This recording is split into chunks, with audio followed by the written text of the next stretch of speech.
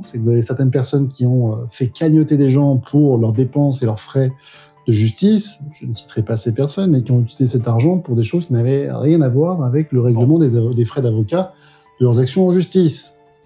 Dernière partie, quels sont les projets de l'Association de défense des libertés fondamentales pour l'année 2026 ? Eh bien, à qui d'autre demander si ce n'est à son président et à son trésorier? Quels sont les grands projets pour l'année 2026 pour l'Association de défense des libertés fondamentales?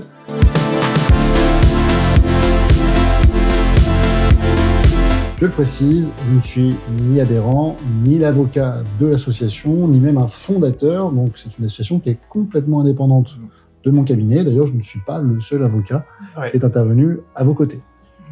Tenez à le préciser.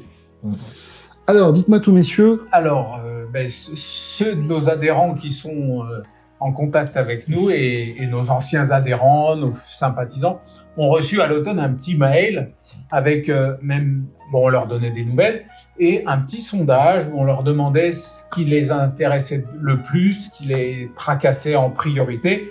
L'obligation vaccinale, notamment des enfants, l'instruction en famille, donc l'éducation à la maison, la surveillance numérique, les corbeaux qui planent sur la propriété individuelle et le DPE. Donc, on a reçu des réponses. On va étudier ce qui est le plus faisable et ce qui a quand même des chances d'arriver, de gagner, de prospérer, comme on dit. Et donc, on va... Mais c'est sûr que cette histoire d'obligation vaccinale est un gros sujet parce que finalement, c'est l'avenir. Si on vaccine nos enfants et qu'ils sont en mauvaise santé, c'est terrible. Donc on va en tout cas, s'il y a un lien entre la vaccination et la mauvaise santé des enfants, c'est terrible. La difficulté, c'est qu'aujourd'hui, par idéologie, on ne se pose même pas la question. Voilà. Donc pour nous, c'est une question importante, la santé, l'avenir. Et l'avenir aussi de pouvoir habiter quelque part où on est chez soi, de circuler librement, enfin... Toutes ces choses-là, finalement, la surveillance numérique pourrait nous interdire de circuler librement. Évidemment, dans la surveillance numérique, il y a la monnaie. Donc voilà, on a tous ces sujets qui sont sur la table. On va prendre des décisions et on va lancer des choses parce que si on demande au trésorier, il va nous dire où ça en est. On en a la capacité. Je ne donnerai pas le montant, mais on peut lancer des lois. Bon. Déjà, ça veut dire une chose très intéressante, c'est que vous êtes frugal. Que vous avez des fonds, mais vous confondez pas l'argent de l'association avec votre argent de poche. Non, ça c'est quand même. C'est l'inverse. C'est quand même intéressant. Les frais. Voilà, c'est quand même intéressant. Non, mais c'est intéressant parce que je voulais en parler tout à l'heure, mais on a eu aussi une des difficultés avec le fait d'avoir des cagnottes quand il n'y avait pas d'association, c'est que vous avez certaines personnes qui ont fait cagnotter des gens pour leurs dépenses et leurs frais de justice, je ne citerai pas ces personnes, et qui ont utilisé cet argent pour des choses qui n'avaient rien à voir avec le règlement des frais d'avocat de leurs actions en justice. J'ai connu. Je sais que ça a été fait. Donc ça aussi, une association, c'est s'assurer que les fonds vont être employés dans l'intérêt de l'association. Autrement, c'est un abus de bien social et ça, c'est une infraction. Donc nous, on a beaucoup de donateurs. Enfin, beaucoup. Il y a des donateurs. On en a jamais assez. Ça nous permet de... Merci à tous les donateurs. Merci. Et ça nous permet de faire ce qu'on ne pourrait pas faire sans. Tout simplement. Alors, je sais qu'il y a une question qui va être posée en commentaire. On va nous dire en 2025 pourquoi finalement nous avons fait si peu d'actions. C'est vrai que par rapport aux années précédentes, on a eu peu d'actions. Est-ce que vous avez un début d'explication? J'en ai une évidemment, mais est-ce que vous aussi vous en avez? Alors, moi, ce que je dirais, c'est que en 2025, il n'y a pas eu tellement de textes qui a été promulgué. Et en fait, le problème, c'est que on peut pas attaquer un texte qui est là depuis longtemps parce que je crois qu'il y a une période pour le faire. Alors, on peut attaquer un texte qui est là depuis longtemps, mais par contre, je suis d'accord avec vous, il n'y a pas eu de nouveauté. Voilà. Il n'y a pas eu de nouveauté. On a eu la ZFE en début d'année qui a commencé très fort. Voilà. Et après, on n'a pas forcément eu de mesures extrêmement virulentes. On attendait la monnaie numérique. C'est pas arrivé. On l'attend toujours. On attendait le chat control. Le chat control. Oui. Bon, ça a été reporté. Finalement, les quelques mesures un peu phares sur lesquelles on est capable à la fois d'être dans notre objet social. C'est aussi ça. Vous pouvez pas faire tout et n'importe quoi. Il faut que ce soit dans votre objet social.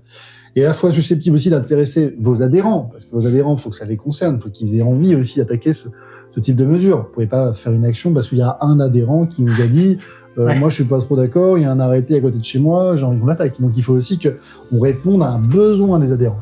Et je pense que cette année, à mon sens, mais je parle sous votre contrôle, vous n'avez pas forcément eu de demande insistante Non. et extrêmement prégnante de la part de nos adhérents, parce que les grands textes qu'on a évoqués, qui sont à mon sens les futures actions que vous allez faire, Ouais. eh bien, à ce jour, n'ont pas été encore transposés en droit français.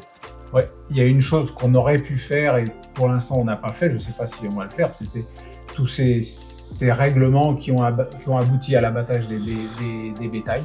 Ah oui. La fièvre nodulaire, je ne sais plus comment. Contagieuse. La noduleuse bovine. Ouais, ce qui est quand même terrible de voir. Enfin, moi, je voulais dire un petit mot en y pensant pour les paysans qui travaillent vraiment extrêmement dur et qui sont soumis à des choses dignes des soignants suspendus. En réalité, on leur supprime leur vie du jour au lendemain. D'ailleurs, on a fait une émission sur l'abattage des bovins. N'hésitez pas à aller regarder de nouveau cette vidéo. Elle a été très largement diffusée, mais évidemment, on n'a pas atteint le million de vues. Donc, je pense que pour beaucoup, vous allez la découvrir. Pensez à la partager. Et si ça peut être utile à des propriétaires de bovins, eh bien, n'hésitez pas à leur envoyer. Ouais. On ferme cette parenthèse. Voilà. Donc oui, effectivement, on aurait peut-être pu faire cette action-là, mais encore une fois, il faut que ça vienne aussi de vos adhérents. On n'a pas eu de demande, il faut le dire. Oui, et c'est vrai qu'on est plus des citadins. Oui. Voilà. Et plutôt axé santé. Ouais. Ouais. En tout cas, les projets de la DLF, si j'ai bien compris, ça va être la monnaie numérique, ça va être le chat control, et ça va être d'une manière générale, finalement, tout ce qui va restreindre brutalement et sévèrement nos libertés fondamentales. On ne sait pas ce qu'ils vont nous réserver dans leur chapeau. Pour l'instant, on n'a pas d'idée. Par contre, clairement, ils vont nous trouver sur leur chemin. Ouais. Je pense que ça, c'est la promesse qu'on peut faire à toutes les personnes qui nous regardent aujourd'hui. La DLF sera toujours un empêcheur de tourner en rond. Le petit grain de sable dans la machine qui peut la faire dérailler ou à tout du moins la ralentir lorsqu'elle a décidé de broyer nos libertés fondamentales. Je pense que ça, c'est intéressant de le rappeler. Ouais. Ah oui, tout à fait. Comment adhérer et soutenir l'association de défense des libertés fondamentales. Vous avez eu le plaisir de nous suivre pendant une émission qui a été riche en enseignements. On est revenu sur les origines de l'association, le pourquoi de cette association, les actions qui nous avaient le plus marqué, les combats de l'année 2025, et puis on a abordé ensemble les combats des années futures avec la monnaie numérique, le chat control et toute restriction de liberté totalement arbitraire qui pourrait être décidée demain. Mais pour ça, vous l'avez compris, même si l'association est frugale et qu'elle a tendance à ne pas dépenser dans des actions qu'elle estime ne pas correspondre à l'objet social et aux besoins de ses adhérents, elle a bien évidemment besoin de vous. Est-ce que vous pouvez peut-être dire quelques mots sur comment on fait pour adhérer à l'association, comment on fait pour soutenir l'association? Qui d'autre pour en parler à part notre trésorier et notre président? Alors, on peut aller déjà sur le site asso-adlf. On vous met le lien dans la description de la vidéo, vous pourrez cliquer dessus et vous pourrez directement adhérer. Donc asso-adlf.fr. Dans Données, ça vous redirige vers une page de Hello Asso où vous pouvez adhérer et faire des dons. Voilà. Et Hello Asso, c'est très pratique ça. Vous fournit les justificatifs fiscaux. Voilà, c'est ça.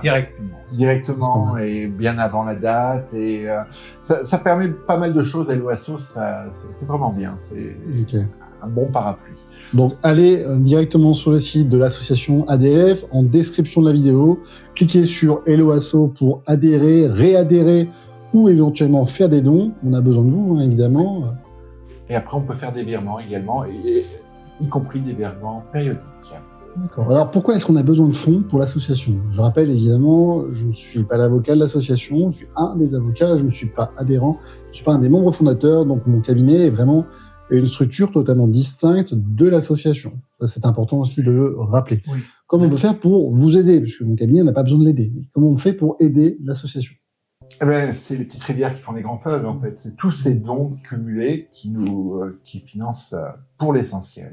Bon. Les frais de justice, c'est essentiellement des honoraires d'avocats. C'est essentiellement ça, les dépenses. Après, on a 2-3 petits autres postes. Alors, c'est les abonnements Internet, ce genre de choses. Et la réservation d'une salle une fois l'an, ce genre de choses. Oui, ça, je rappelle d'ailleurs, on a chaque année une assemblée générale. Une assemblée générale qui se déroule à Montpellier, parce que historiquement, le siège social est à Montpellier. Mais je rappelle, c'est une association nationale qui peut donc intervenir partout en France. Et d'ailleurs, les adhérents, en très grande majorité, ne sont pas de Montpellier. Donc c'est quand même intéressant de le rappeler. Oui. C'est 80% qui sont hors de l'Occitanie, carrément. Ah, oui. D'accord. Donc c'est quand même intéressant de le rappeler que c'est pas une association de Montpellier. Alors qu'au début, il y avait que des gens de Montpellier. Ouais. Moi, je salue notre adhérent de Nouvelle-Calédonie. Ah, bravo. On a quelqu'un en Nouvelle-Calédonie. Il se reconnaîtra dans ce cas-là. On a même Hong Kong. Hong Kong aussi, on salue les Calédoniens, évidemment, qu'on a le plaisir d'accompagner aussi. Et c'est vrai, juste une petite info, on a mis l'adhésion à un prix modique pour que les gens qui symboliquement veulent nous rejoindre, mais ont des moyens limités, 10 €, c'est pour la cotisation annuelle. C'est pour que justement tout le monde puisse adhérer et voilà. C'est pas que c'est gratuit, mais c'est quand même relativement raisonnable. Est-ce qu'on a la date de la prochaine assemblée générale ou c'est pas encore arrêté? Ce sera janvier-février. Voilà. Alors, pour ceux qui vont adhérer ou qui vont réadhérer ou ceux qui veulent nous rejoindre, sachez que tout le monde est invité à l'assemblée générale dès lors que vous êtes adhérent, évidemment. Les adhérents sont bien invités à l'assemblée générale. Et vous aurez le plaisir également de me voir à cette assemblée générale, puisque chaque année, je fais toujours un compte rendu des actions qui ont été engagées, où est-ce qu'elles sont, où est-ce qu'elles sont en cours, etc. Donc, on fait vraiment un compte rendu annuel, puisque vous l'avez compris, l'essentiel des dépenses sont les dépenses de justice. Donc, il était évident qu'on va rendre compte de ce que l'on fait chaque année. Ça permet évidemment à tous les adhérents de suivre en direct et puis de poser des questions. On a toujours ce petit moment d'échange privilégié. Donc, si vous voulez venir nous voir, ce sera à Montpellier au courant du mois de janvier ou février. On communiquera dessus pour vous informer. D'accord ? Merci. Bon. Eh bien, écoutez, merci à tous. Vous êtes plus de 50% à nous regarder et à ne pas être encore abonnés. Donc, qu'attendez-vous ? Abonnez-vous à la chaîne. Soutenez-nous, soutenez la DLF. Vous pouvez partager cette vidéo. Vous pouvez faire un petit commentaire, un petit like. Ça ne mange pas de pain, mais par contre, pour nous, ça va évidemment changer complètement la donne. Et si vous souhaitez soutenir l'association ADLF, eh bien, vous pouvez le faire. Le lien est dans la description de la vidéo. Je vous dis à très bientôt.